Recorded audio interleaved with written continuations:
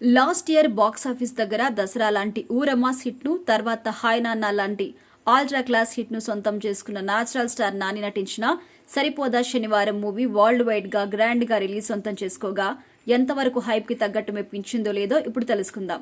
అన్యాయం జరిగితే సహించలేని హీరో తన కోపాన్ని ప్రదర్శించడానికి వారంలో శనివారాన్ని ఎంచుకుంటాడు. ఎల్ఐసి ఏజెంట్ అయిన హీరో సోకలపాలెం ప్రాంతంలో జరుగుతున్న అన్యాయాలను ఎదురించాలని డిసైడ్ అవుతారు. కానీ సోకలపాలెం వెంట పడుతుంది క్రూరమైన పోలీస్ ఆఫీసర్ అయిన ఎస్జే సూర్య అని తెలుస్తోంది. ఇక హీరో విలన్ మధ్య నువ్వానేనా అన్నట్టు సాగిన పోరులో ఎవరు గెలిచారు అన్నది సినిమా చూసి తెలుసుకోవాల్సిందే. ముందుగా టైటిల్ చూసి ఇదేదో కొత్త కథ అని ఎగ్జైట్ ఏమీ చూపించాల్సిన అవసరం లేదు. రొటీన్ కమర్షియల్ ఫార్మాట్ లో కొత్త కాన్సెప్ట్ తో రూపొందిన కమర్షియల్ మూవీ మాత్రమే.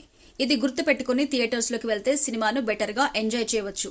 ఇక ఒక ప్రాంతం, ఆ ప్రాంతాన్ని పట్టి పీడిస్తున్న ఒక విలన్, ఆ ప్రాంతాన్ని కాపాడడానికి హీరో వస్తాడు.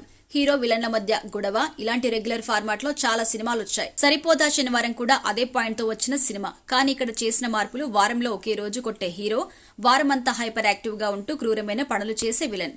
అలాంటి వాళ్ళ మధ్య పోటీ ఎలా సాగింది అన్న ఆసక్తికరమైన పాయింట్ తో డైరెక్టర్ వివేక్ ఆత్రేయ కథను చెప్పిన విధానం చాలా బాగుంది. ఫస్ట్ హాఫ్ లో కథ కొంచెం పడుతూలేస్తూ ఉంటుంది. హీరో హీరోయిన్ల లవ్ ట్రాక్ పెద్దగా ఇంపాక్ట్ లేదు, కానీ అక్కడక్కడ కామెడీ వర్కౌట్ అయింది. ఇక ప్రీ ఇంటర్వెల్ నుండి మంచి జోరుతో సాగుతుంది సినిమా. ఎక్సలెంట్ ఇంటర్వెల్ బ్యాంక్ తర్వాత సెకండ్ హాఫ్ ఒక అరగంట ఫుల్ ఎంటర్టైన్ చేస్తూ మెప్పించగా, తర్వాత ఎమోషనల్ సీన్స్ తో మెప్పించి క్లైమాక్స్ కి మంచి సాలిడ్ సీన్ పడుతుంది అనుకున్నా పర్వాలేదు అనిపించేలా క్లైమాక్స్ సాగి ఓవరాల్ గా మంచి సినిమా చూసిన ఫీలింగ్ అయితే కలుగుతుంది. న్యాచురల్ స్టార్ నాని దుమ్ము దులిపేశాడు. హీరోయిజం ఎలివేట్ సీన్స్ తో రచ్చ చేశాడు.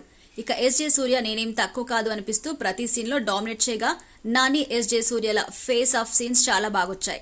ప్రియాంక మోహన్ పర్వాలేదు అనిపించింది. మిగిలిన రోల్స్ కూడా అందరూ తమ తమ రోల్స్ లో బాగానే చేశారు. ఎడిటింగ్ అండ్ స్క్రీన్ ప్లే బాగున్నా లెంత్ తగ్గించి ఉంటే బాగుండేది. కొన్ని చోట్ల మరీ ఫ్లాట్ గా సాగింది సినిమా. ఇక సినిమాకి మేజర్ ప్లస్ పాయింట్ అయిన సంగీతం అండ్ బ్యాక్గ్రౌండ్ స్కోర్ విషయంలో జేక్స్ బిజోయ్ ఒక రేంజ్ లో కుమ్మేశాడు. చాలా సీన్స్ తన బ్యాక్గ్రౌండ్ స్కోర్ తో ఒక రేంజ్ లో లేపేశాడు. ఓవరాల్ గా సరిపోదా శనివారం నార్మల్ పాయింట్ తో వచ్చినా కూడా చాలా వరకు ఆడియన్స్ అంచనాలు అందుకునే సినిమా ఇది. ఇక అదే అంచనాలతో వెళితే ఇంకా ఎక్కువగా నచ్చుతుంది. కానీ ఒక రేంజ్ లో ఉంటుంది అనుకుని వెళ్తే కొంచెం అంచనాలు మిస్ అవుతాం. ఓవరాల్ గా కొంచెం లెంత్ తగ్గించి స్క్రీన్ ప్లే మరింత టైట్ చేసి ఉంటే ఇంకా బాగుండేది. అయినా కూడా టికెట్ డబ్బులకు వర్త్ అనిపించే సీన్స్ చాలా ఉన్నాయి ఈ సినిమాలో. సో ఫైనల్ గా ఈ సినిమా ఒకసారి చూసేయచ్చు.